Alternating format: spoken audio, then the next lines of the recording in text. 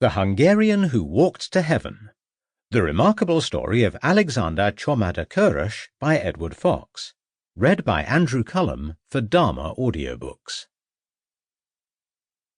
In 1842, a Hungarian painter travelling in India arrived at Calcutta, where he looked up a fellow countryman. The artist didn't know the man he wanted to meet except by reputation. His name was Alexander Csoma de Korös, and he was the librarian of the Asiatic Society of Bengal, a British scholarly institution in the capital of British India. As expatriates linked by a common language, the two men tentatively became friends. Soon, naturally, the artist sought to draw his new friend's portrait. The artist's usual line of work was heroic portraits of kings and rulers. Now he found himself having to apply all the professional delicacy and skill he could muster to executing a small drawing of a librarian, and the task proved immensely difficult. His problem was that Alexander Csoma de Korös would not consent under any circumstances to having his likeness drawn. By now this excessively modest man was a national hero in Hungary and a legendary figure in British India.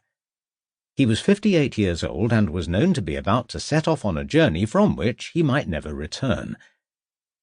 The artist felt an urgent obligation to record what he looked like, since there was no portrait of him in existence. The job needed to be done, and without delay. But how to do it?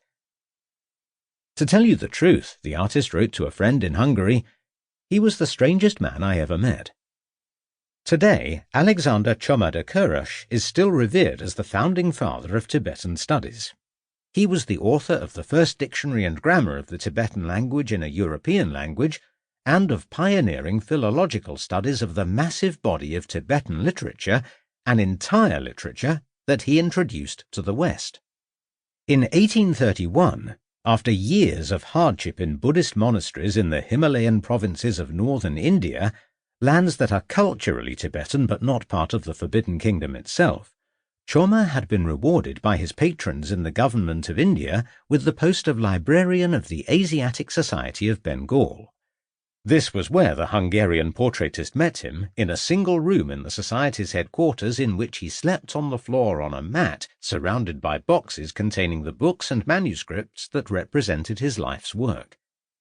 The tragedy of Csoma's life was that the superhuman effort that made this monolithic work of scholarship possible had crushed him psychologically and emotionally. He resided in the center of the bustling city of Calcutta as if he were still in a monastery in the Himalayas. Sample complete. Ready to continue?